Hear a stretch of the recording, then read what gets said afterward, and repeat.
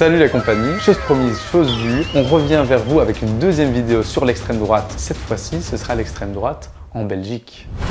Allons enfants de la patrie. Pourquoi arrêter de boire jusqu'aux élections? Trop ist te weh. C'est une folie. Cette lasagne institutionnelle. Lasagne institutionnelle. Lasagne institutionnelle. Cette lasagne est devenue un peu indigeste.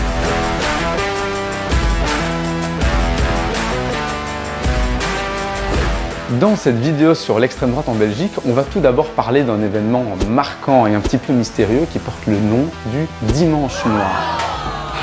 On va aussi parler dans cet épisode des partis qui ont été ou qui sont d'extrême droite. On va aussi parler de la notion d'identité ou de l'identitaire, quelque chose de très important. On va aussi parler, on vous l'avait promis aussi, du cordon sanitaire. Et finalement, on va se poser la question très intéressante de est-ce qu'on pourrait retrouver en 2024, l'année des super élections, un Premier ministre d'extrême droite? Vous vous en rappelez, la dernière fois, on vous avait parlé d'un événement en 2022 avec Jean-Marie Le Pen qui accédait au second tour. Eh bien, sachez que 10 ans auparavant, dans notre royaume de Belgique, quelque chose de similaire, mais pas de semblable, s'était passé avec une percée spectaculaire de l'extrême droite. Nous sommes le 24 novembre 1991 et les résultats des élections législatives sont attendus avec impatience. Les élections législatives, c'est quoi? C'est les élections qui donnent les députés fédéraux. C'est les députés qui sont néerlandophones, qui sont francophones et qui sont germanophones. Et c'est ceux qui vont siéger au Parlement fédéral, donc au niveau national. Mais donc en ce dimanche noir, il y a une grosse surprise qui attend le monde politique belge. Et cette surprise réside dans les résultats électoraux du parti d'extrême droite, le Vlaams Blok. Ça existait déjà? Oui, c'est vrai, j'oublie tout le temps. Le Vlaams Blok, c'est un parti qui a des idées qu'on connaît au parti d'extrême droite, on en a déjà parlé, mais c'est aussi un parti qui comptait certains membres qui étaient connus pour avoir minimisé les horreurs du régime nazi. Et certaines composantes de ce parti, le Vlaams Blok, seront condamnées pour incitation à la haine raciale, et donc le parti finira par être dissous en 2004, renaîtra des cendres du Vlaams Blok, un parti qu'on connaît maintenant, qui existe maintenant et qui s'appelle, on en parlera beaucoup, le Vlaams Belang. Mais du coup, alors qu'est-ce qui se passe durant ce dimanche noir qui lui vaut ce nom pas piqué des hannetons? Le Vlaams Blok, à cette époque-là, sextuple ses sièges. Donc ces sièges, on ne vous parle pas des sièges de camping, on vous parle des sièges des parlementaires et donc des personnes qui peuvent siéger au Parlement. Ils passent de 2 sièges à 12 sièges. Et c'est une augmentation qui est assez énorme parce qu'on passe d'un parti qui n'avait pas une grande importance politique à un parti qui a une importance politique majeure et importance qui augmentera au fur et à mesure du temps et qui ne cessera jamais de s'accroître jusqu'à aujourd'hui. À chaque fois, je fais un petit tour à Michael Jackson parce que ça m'aide à repartir de nouveau. On va vous parler maintenant d'un concept essentiel pour comprendre l'extrême droite en Belgique, c'est le concept du cordon sanitaire. Les partis traditionnels, en 1991, ils sont tellement choqués par les résultats du Vlaams Blok qu'ils vont se dire quelque chose entre eux. Nous, on ne gouvernera jamais avec l'extrême droite. C'est le cœur du concept du cordon sanitaire. Avec la grosse voix. En réalité, on retrouve déjà notre copain le cordon sanitaire en 1989, mais c'est dès 1991 qu'il prend tout son sens. Avant ça, on avait l'arco costituzionale, j'ai vraiment travaillé la prononciation de cette phrase, il y avait le front républicain, mais tous ces concepts-là sont proches du cordon sanitaire, mais ce n'est pas exactement la même chose. Le seul point commun, c'est d'essayer de ne pas gouverner avec l'extrême droite. Et d'ailleurs, dans les commentaires, on nous posait la question de « Tiens, est-ce que c'est démocratique le cordon sanitaire ?» Excellente question. On peut dire que c'est démocratique parce que c'est un accord entre les partis ont le droit de s'accorder entre eux, mais ça n'a pas de valeur juridique le cordon sanitaire. Donc, un jour, l'extrême droite pourrait gouverner de manière légale. Chez les partis francophones, les partis s'engagent avec la charte de la démocratie dans laquelle est mentionné le cordon sanitaire, a donc à ne pas gouverner avec l'extrême droite. Donc il y a le cordon sanitaire, mais il y a aussi le cordon bleu. Moi j'aime bien les cordons bleus là. D'ailleurs moi quand j'étais jeune, j'appuyais pour sortir le fromage parce que je le trouvais écœurant. Il y a aussi le cordon médiatique. Le cordon médiatique est extrêmement important. C'est l'idée de ne pas accorder d'interview en live à l'extrême droite et de ne pas accorder de visibilité aux gens qui portent les idées d'extrême droite. En Flandre, par contre, l'extrême droite est fréquemment invitée, au même titre que les partis dits traditionnels, dans des émissions qui sont même parfois des émissions de divertissement. C'est comme ça qu'on a pu voir, par exemple, un président de parti, dont on ne citera pas le nom, qui était déguisé en petit lapin. Et alors, on passe à une autre question. La question de savoir, et chez nous, en Belgique, ils en sont où les partis maintenant d'extrême droite et est-ce qu'il y en a eu à un certain moment donné en Belgique francophone? C'est en question de rien. Un des exemples les plus marquants, j'ai pris un sablier entre temps, je ne sais pas pourquoi, c'est l'exemple du parti Rex. Outre le nom d'un petit toutou, c'est aussi le nom d'un parti qui était un parti problématique en Belgique puisque c'est un parti qui est connu pour avoir collaboré avec le régime nazi. Encore eux, on va en parler quelques fois durant cette vidéo. Son succès a d'ailleurs été très court, fulgurant mais très court, puisqu'il a été essentiellement localisé en 1936. Le dirigeant de Rex s'appelait Léon de Grelle.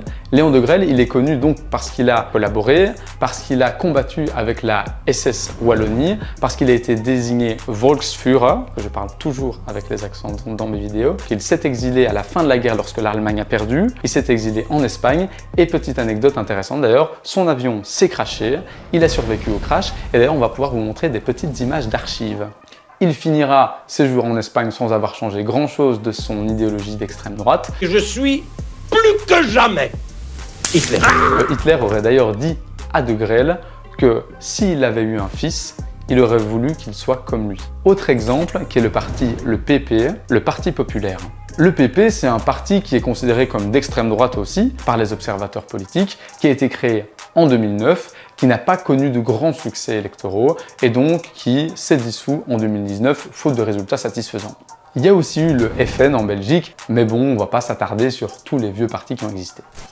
1-2. Parmi les partis qui existent maintenant, il y a des partis aussi qu'il faut citer. Ce sont des partis qui partagent les caractéristiques d'extrême droite de tout ce qu'on a pu voir par le passé, même si l'extrême droite, comme on l'a déjà dit, ça dépend de l'endroit, du pays, du moment. Parmi ces partis, il y a le parti Nation, il y a le parti Agir, et un parti qui a fait un petit peu parler de lui ces temps-ci, c'est le parti Chez Nous. Même le parti Chez Nous qui a fait parler de lui reste assez marginal par rapport au parti traditionnel, notamment parce qu'il est dit qu'il n'a pas de leader charismatique.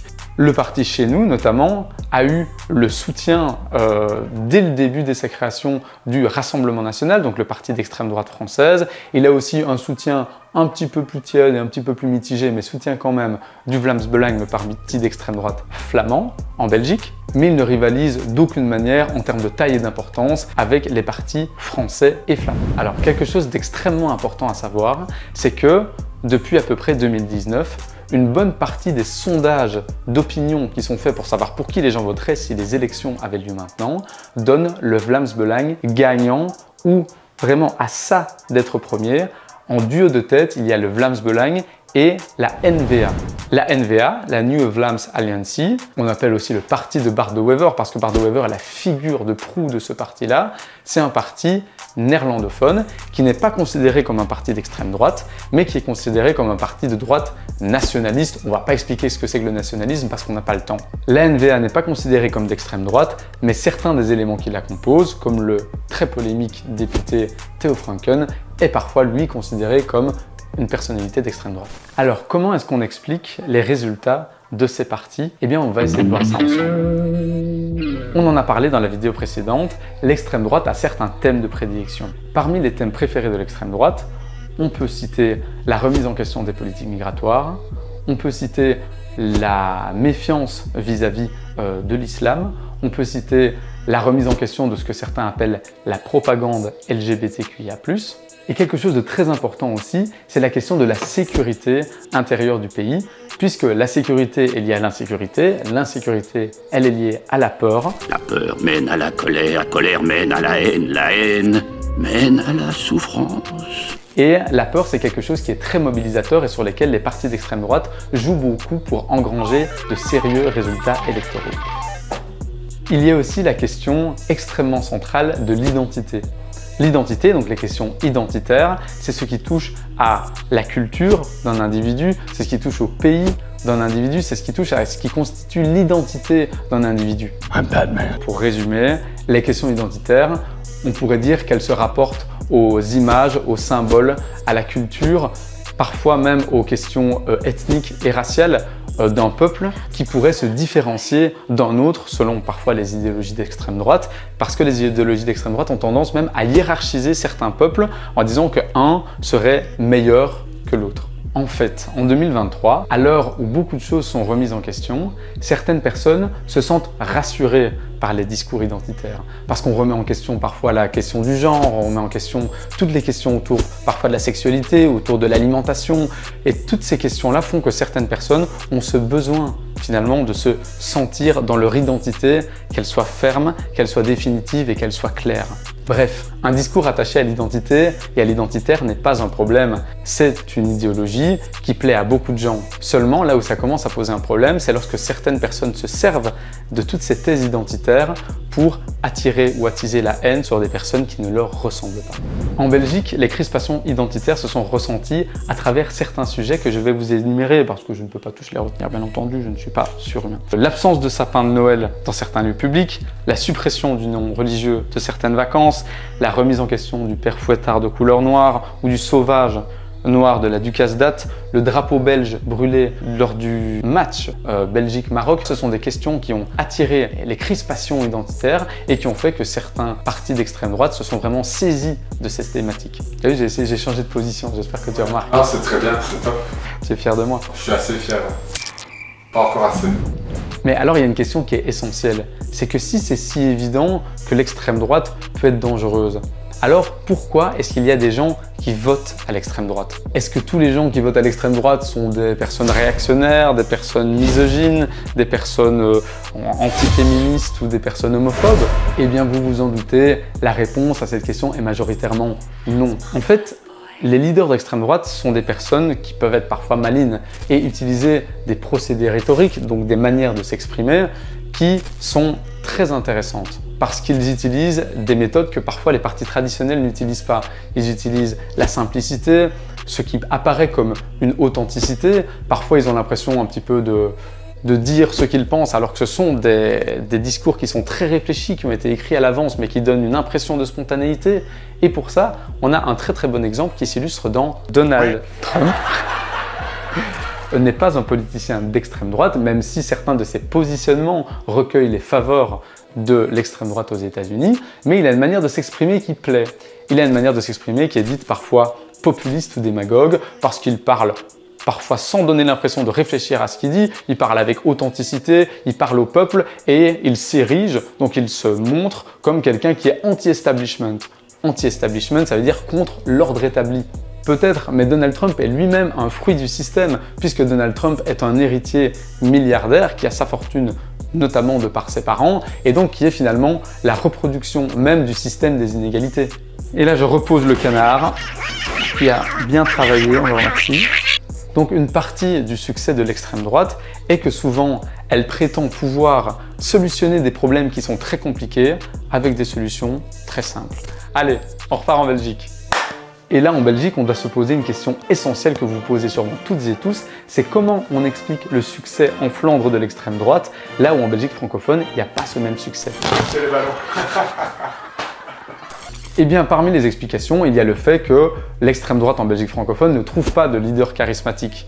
Il y a aussi une explication, c'est dans le fait qu'en Flandre, il n'y a plus ce cordon médiatique. Donc on retrouve souvent, par exemple, Tom van Grieken, le président du Vlaams Belang, dans des émissions de divertissement qui lui donnent une face plus humaine. Une chose qui explique peut-être les résultats du Vlaams Belang en Flandre, c'est les thématiques qu'ils utilisent. Il n'est jamais question de xénophobie, il n'est jamais question de racisme, par exemple. Ce sont d'autres thématiques qu'on voit en premier lieu dans les médias. Il est question, par exemple, de préserver les intérêts vitaux de la Flandre ou d'autres choses qui vont dans le même sens. Okay. Mais sur les réseaux du Vlaams Belang, sur lesquels ils ont dépensé plus de 1 million d'euros en 2022, il n'est pas une semaine sans qu'on ne voit des vidéos savamment sélectionnées pour qu'on y voit des personnes racisées qui sont en train de commettre des infractions, de commettre des violences. Ce sont des vidéos qui sont sélectionnées pour servir leur dessein politique d'ailleurs. Soyez toujours très critiques et très attentifs vis-à-vis des vidéos qui sont sponsorisées, en sachant que nous, nos vidéos aussi seront peut-être sponsorisées.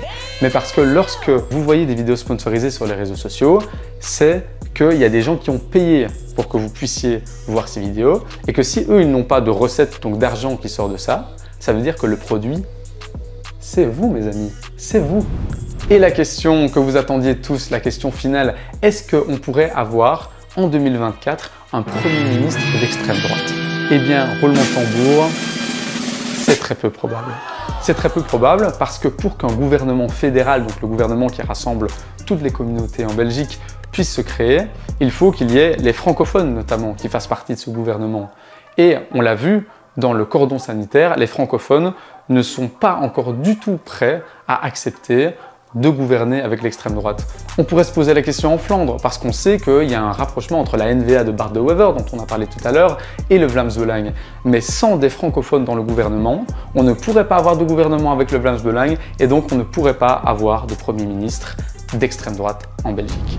C'est déjà la fin de cette vidéo, ou enfin la fin de cette vidéo, ça dépend qui la regarde. Donc il nous faut remercier tous les gens qui ont mis des commentaires, il nous faut remercier les Centres Info Jeunes, big up et grosse dédicace à eux. Il nous faut remercier bien entendu Benjamin Billard du CRISP pour sa relecture attentive et ses suggestions. Remercier François Debras aussi pour sa relecture attentive. Et vous remercier vous pour vos visionnages, pour vos commentaires et parce que la chaîne La Lasagne, ça fonctionne. Donc maintenant, ce qu'on attend de vous, c'est de nous donner des suggestions pour les prochaines vidéos. C'est votre projet. Parce que c'est notre projet! Merci, à tout bientôt pour la 3e vidéo de La Lasagne Politique.